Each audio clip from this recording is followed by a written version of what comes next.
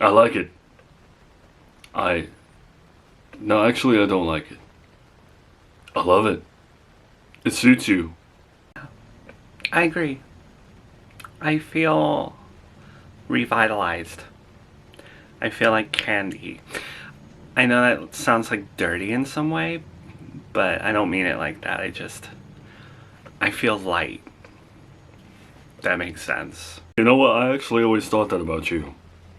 You're this happy-go-lucky, free spirit, very optimistic towards life, which is, I guess, happy-go-lucky. Just not boggled down by everyone else's rules, and yet you had black hair. It's very, like, uniform and stoic compared to the personality that you have. I guess even me, who feels like I am above most of my emotions, like I can hover over them and see what's what, like I'm in a helicopter. Even me, I feel like I still have a lot of growing to do. And I still have shortcomings. I'm happy that I got to experience this change in you. Even though it's just dyeing your hair, I know it's silly, but as long as I've ever known you and seen you in my life, you've had the black hair. So, guess it's a big day. How I can change myself too, that's always the question I ask myself. Yeah, speaking of big days, today is your brother's custody hearing. You okay? How do you feel about that? I know. I said a prayer for Joey. I said a prayer for Miranda. I said a prayer for the kids. And that's as far as I'm gonna take it today. I hope everything goes well with that. And hopefully, and this is strong hopefully, there will never be any more custody hearings. Hopefully this is the final one. I think the last one before this one was coined the final custody hearing, and I don't know. You know, it's just a shame everyone's got to go through this stuff. So you're not attending. Is that right? I don't think I'm a dog in this fight. I care for Miranda and I think that she deserves her children. I care for Joey and I think he deserves his children. Whether that's controversial or not. I think he's changed greatly. So if I go up there and I pick one side, I'm doing a disservice to the other side. And if I go up there and I say both of them deserve custody, I feel like I'm just not helping. You know? There's no way to split custody down the middle. Someone's getting the short end of the stick. So me going up there and saying, hey, both of them deserve it, in my opinion, that just clouds the water. Does that make sense? No, I think that's fair. I think there are days where you need to support people. I think there are days where you need to show your face and be part of a team. But today doesn't feel like it's your battle. I feel like you need to focus on your own life and let them figure things out and just, if you don't mind me saying, just be the uncle that you need to be. And I think things will fall in place like that, I guess. I feel like whatever today's ruling is will benefit everyone. Yeah, me too. But I also need to clear something else up. So I know I asked you what changed your mind about being with me, and I don't mean to go in the opposite direction here in terms of conversation, but it's been weighing on my mind. You gave me your reason, but you did make a comment about my fertility being a turnoff, that you actually liked it that I was infertile, and how did you shake that to be with me? Because that's one of the loose ends. That's one of the questions that remain unanswered. If it was such a turn, I knew you were going to bring that up because I'm still feeling bad about it. I said that out of anger. I did. I didn't mean it. I just said it because I was frustrated and I didn't know how to get you away for it. I needed space, and that wasn't the right pepper spray in the moment to use. Got it.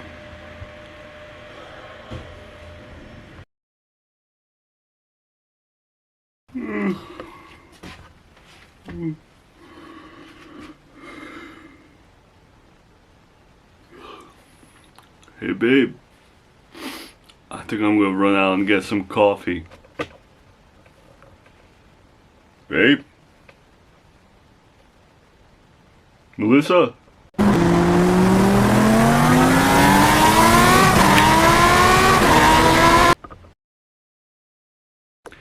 Good morning, everyone. Glad everyone could make it here today. See, everyone got their summons. We are here today in the matter of Riley versus Sand. Miss Sand, Mr. Riley, welcome back to this court. I use the word welcome lightly, as I know this chamber has become a difficult and perhaps overly familiar place for both of you. This is not anyone's first time. It is not your second. For 4 years, the life of your son, Junior, this court has watched you circle one another, trading accusations and subpoenas, each of you fighting for a piece of a child who deserves to be whole. We have navigated temporary orders, emergency filings, and countless mediation attempts. You both know the stakes, you know the history, you know the weariness of this process. Today, however, it's different. This hearing has been deemed the final determination. There will be no appeals. I want to lay that out here today. There is no appeal after today. The time for temporary fixes and incremental adjustments is over. This is the moment where we together must find the single stable path forward for Junior. We are no longer discussing visitation schedules. We are deciding the primary foundation of this boy's life, his home, and his future in this town of Serafina. So let me be perfectly clear. I am not interested in hearing the same old grievances. I am not interested in who bought the most expensive toys, or who showed up late to the last exchange. My sole interest and my solemn responsibility is to establish what, from this day forward, serves Junior the best interest of Junior Riley Sand. Nothing more and certainly nothing less. Let us proceed with the seriousness and respect that this crucial decision demands. Counsel, are you ready? I did not wish to take the stand today, Your Honor, but I felt I would be doing a disservice to everyone if I didn't. I want to make it clear that it's a very confusing issue for me right now, because I love my son dearly, and I think he is a very good father. And he has set up a nice home for Junior, and I believe he is very capable of taking care of him full time. In the same vein, my former daughter-in-law has shown great progress in dealing with me. She has allowed me to see my grandchildren as often as I'd like, which obviously puts me in the position of wanting more of the same. I am good with this setup, but I also want my son to see his kids. I know this doesn't add much, but they are both good parents, and I know my son wanted me to favor him a little bit more, but I can't. I cannot sit here and tell a lie in court. They are both good parents and they both deserve Junior. And all I want is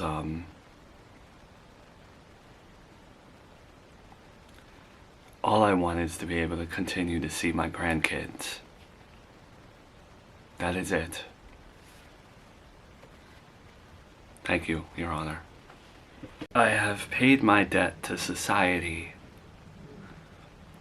I have made my mistakes, but I have done every attempt in the book to right those wrongs and be a functioning member of this town that we have, but more importantly, my daughter's life. I've had my issues and I've done things wrong, but I've paid for them. And I have proven that I can stay on the straight and narrow by holding down a job at a school.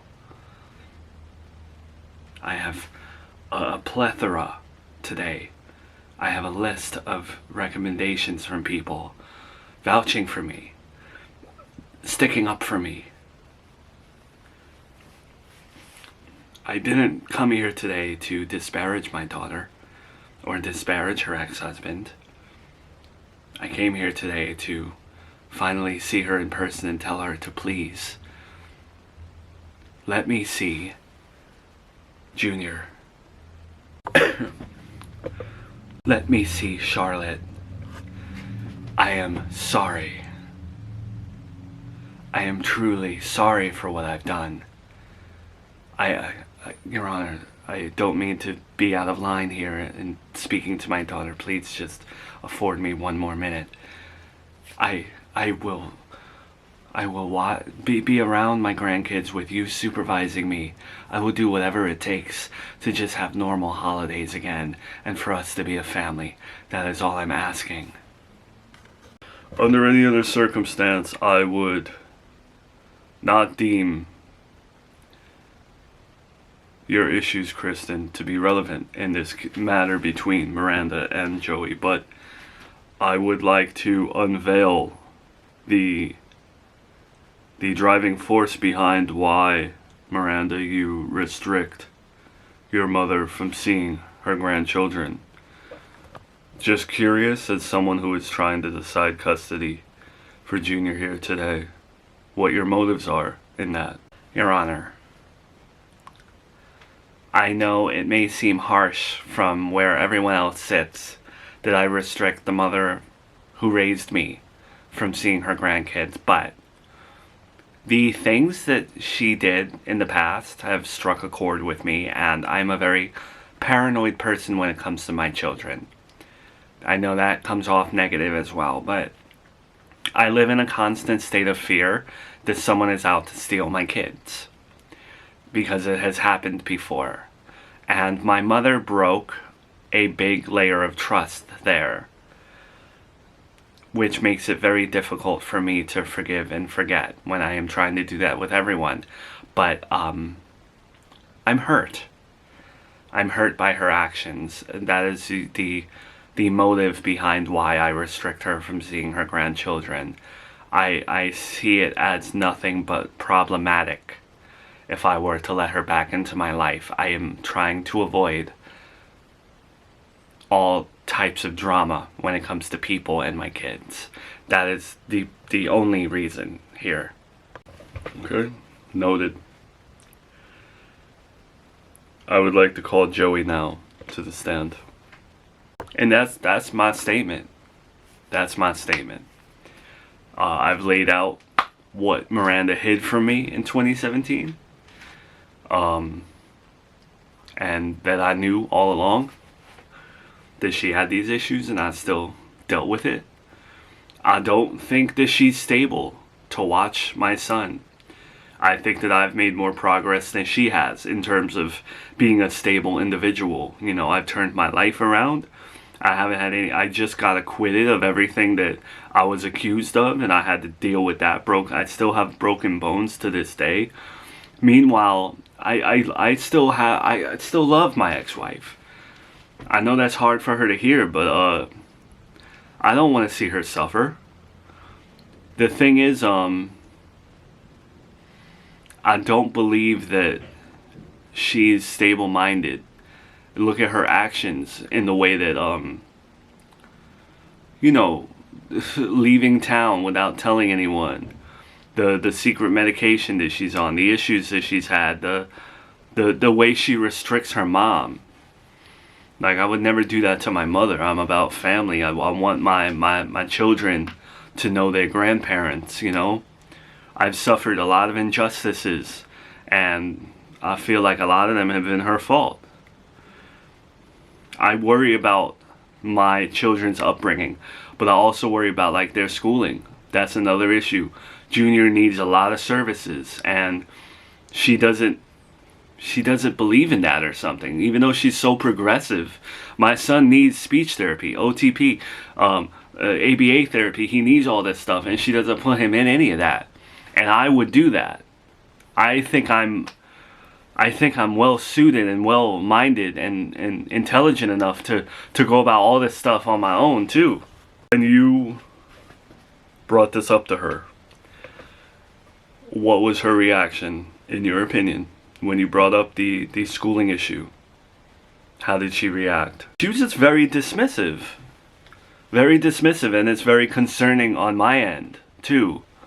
Because, like, I think that's where I lose my temper a little bit, because it takes a lot of effort to, and I'm being honest, to just speak in a civilized manner and getting my point across, because I feel defensive, you know, from the get-go. I don't feel like an intelligent person.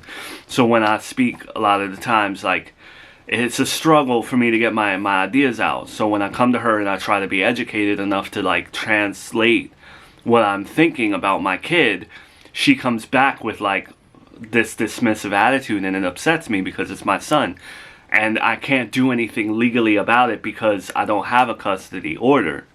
That's why I'm here today, so I can have a say in my children's life and schooling and stuff like that. When I brought it up to her, this was in the midst of me seeing Charlotte, my daughter, who she has custody of from Florida. And my daughter was crying when she saw me because she doesn't know me. And it breaks my heart. You know, I don't want that for Junior if I can salvage what I have, you know?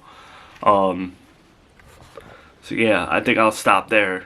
Okay, Miranda, do you have anything to add to those statements about the schooling itself? Because that's a good point that Joey brings up, and it's a reasonable concern on his end. And I just want to hear what you have to say in terms of why. Did you go about it that way? Do you believe you went about it that way? And what are your thoughts in regards to...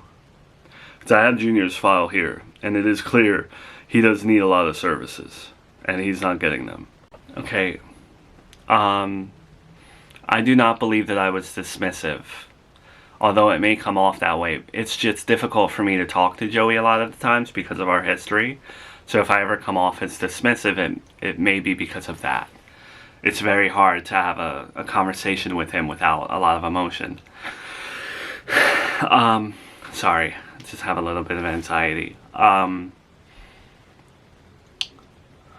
In regards to Junior's schooling, I have spoken to Joey's mother about a lot of things regarding that lately and stuff, and I did too struggle with what he needs to get.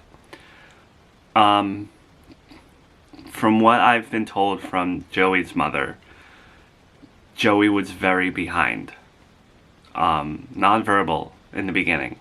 Junior's at least somewhat verbal. Joey just took a very long time to catch up. He wasn't put in any services. I mean, I think he had a little bit of speech and stuff. So, I don't want to medicate Junior. I don't want to...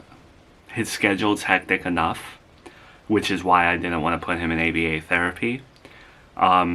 He does get speech therapy, but I just believe that he is like his father, and I don't think that he is someone who will never catch up. I wanted to just see things in an organic way and see how they panned out. That was my belief. That is my stance, and it differs from Joey, and I don't deny that. You understand here today that we are focusing solely on the best interest of Junior and what's going to give him the best outcome possible. Yes, Your Honor, I understand that completely. I've looked through a lot of the evidence here, documentation, we'll call it that. forgive me, Miranda. Let me also clear something up here. I have you down as Miranda Sand, but I also have you listed here as Miranda Riley. How do you want to be referred to? Because I don't know how this got mixed up in the paperwork here. I've gone back to my maiden name. I was keeping it Riley for my kids, but I've gone back legally. So I think I provided a name change form there, but I guess not. Okay, well, what I was going to ask here, because I see it listed, one of the things that stands out to me most. Junior repeatedly is listed here as asking for his father. As your father testified earlier today and said that. How do you feel about that, Miranda? Do you think there's any merits to that, and that your son deserves to see his father? Your Honor, I came to the court today with honesty in my heart. I want to be as honest as possible, and to be honest, I do not feel like it's relevant for me to answer that. That's why I'm here today, for you to decide, because I have a lot of personal biases towards my ex-husband. I have a lot of mixed emotions. There are days where I reminisce about our marriage and I love him. There are days where I think about everything he's done to me and I feel like a victim. There are days where I think about everything he's done to me and I feel stronger and I don't feel like a victim. There are days where I hate Joey and I wish I never had to see him again. And then there are days where I miss him. So, when it comes to what Junior wants, I come from this mixed place towards his father. So I don't know. And I'm sorry if that is a bad answer. Okay. So if everyone has made their statements here today, then we're gonna... What's that? We have someone else? Who? Okay. We were going to wrap things up, but we have another speaker here today. Testifying is Melissa Cartwright, Joey's ex-girlfriend. She would like to make a statement. Yes. Good morning, Your Honor. I wasn't going to originally come today, but I felt like that I wouldn't be able to live with myself. I am Joey's ex-girlfriend, someone who was engaged to him, and throughout our relationship, the toxicity has been far worse than anything pleasant. I was manipulated into staying with him. I was manipulated into loving him. He is an abusive individual, strictly emotionally and mentally, and I worry sincerely about how he would raise Junior based off of his behaviors towards everyone else in his life. During the time period that he had Junior, he was very proud in hiding him. He showed no remorse towards anyone that he was hiding his son from. He took pleasure in hiding him from Miranda.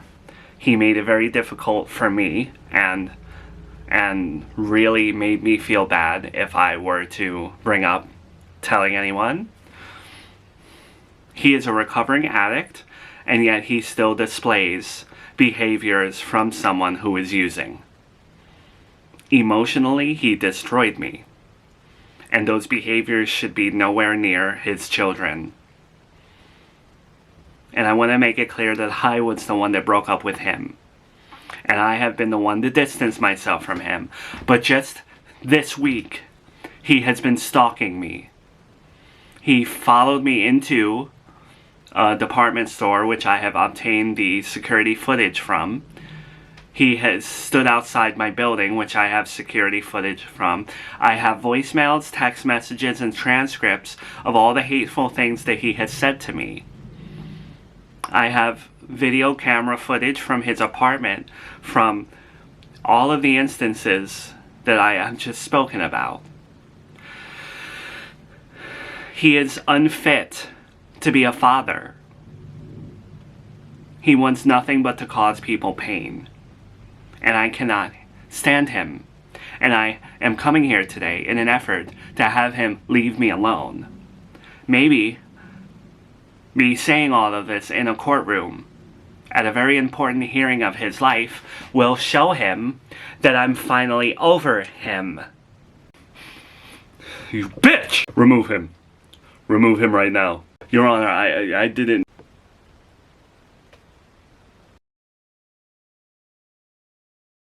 I'm sorry about his behavior in there.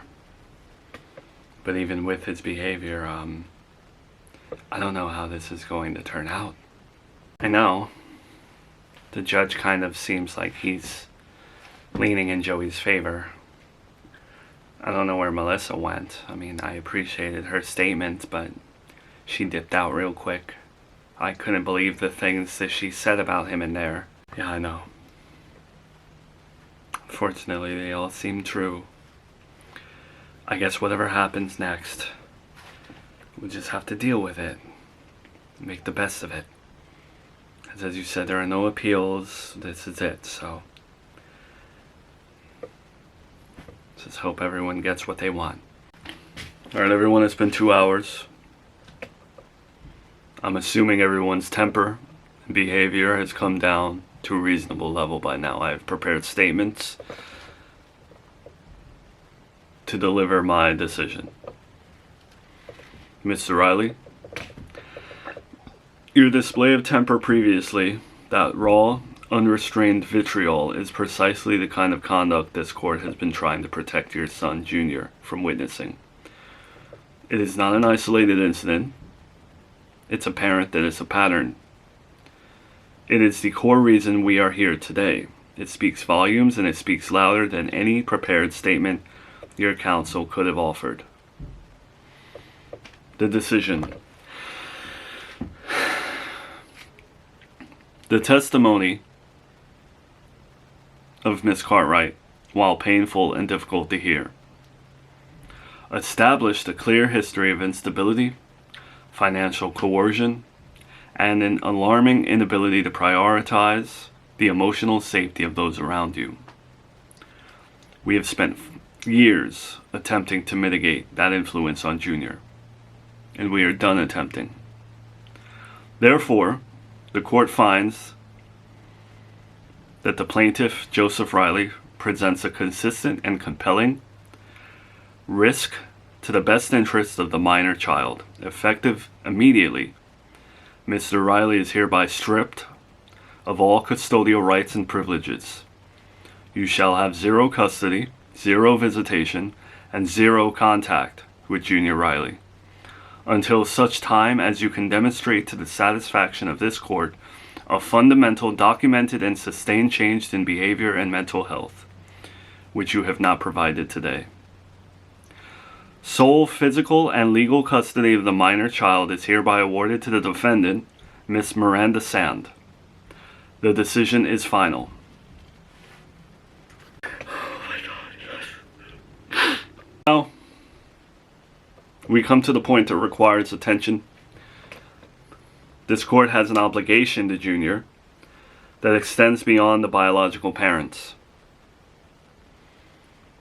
We acknowledge the strong, continuous bond Junior shares with his grandmothers, Miss Kristen and Miss Mildred, both of whom have shown genuine, stable devotion to the child even when their child failed to do so. Their children failed to do so, sorry. While neither grandmother was a named party in the current summons, the court has broad legal authority under our town's family code to make orders concerning the welfare of the child. Based on the evidence of consistent positive attachment, I am invoking the court's general equity power to ensure that Junior is not punished for the failures of his parents by losing the love of his extended family. Therefore, the court hereby grants independent minimum non-custodial visitation rights. Miss Kristen is awarded a minimum of 8 days visitation per calendar month. Miss Mildred is awarded a minimum 8 days of visitation per calendar month. Miss Sand, you are the custodial parent. However, these visitations are court-ordered and not subject to your personal veto. Should either grandmother engage in behavior that concerns you, specifically any attempt to facilitate contact between Mr. Riley and Jr., or any detrimental conduct, you shall bring that concern immediately to this court, and we will address it. You will be held strictly accountable for complying with these orders. This decision is an attempt to inject stability and love from the two most consistent sources in Junior's life, while finally removing the constant instability of the conflict before us. Case closed.